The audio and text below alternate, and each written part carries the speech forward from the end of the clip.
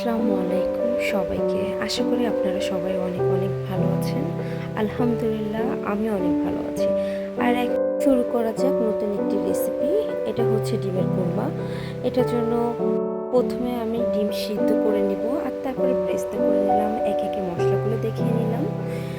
তারপরে চুলায় ঘি দিয়ে আমি পেঁয়াজ বাটা এবং সব মশলাগুলো দিয়ে দিলাম।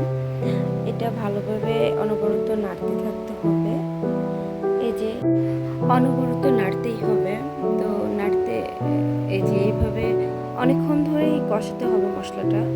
কষানোর পরে যখন এক পর্যায়ে তেল ভেসে উঠবে উপরে,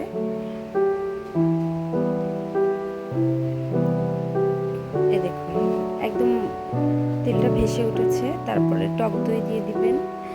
আমি টক দই শেষে একটু পানি অ্যাড করে ওটাকে ভালোভাবে মিশিয়ে নিয়ে আবার দিয়ে দিলাম। তারপরে আবার অনবরত নাড়তেই হবে। এরপর এক একে ডিমগুলো অ্যাড করে দিলাম। প্যানের সাহায্যে আমি ভালোভাবে ডিমটা মিশিয়ে নিলাম মশলার সাথে, যাতে ডিমগুলো না ভাঙে। এরপর আমি একটু লিকুইড মিল্ক অ্যাড করে দিলাম। এখানে আমি কোনো পানি ব্যবহার করছি না, আমি শুধুমাত্র এখানে লিকুইড মিল্ক অ্যাড করব। দেখুন আমি পরিমাণ মতো লিকুইড মিল্ক অ্যাড করে দিলাম। এরপর ভালোভাবে আবারও আমি মিশিয়ে নিলাম।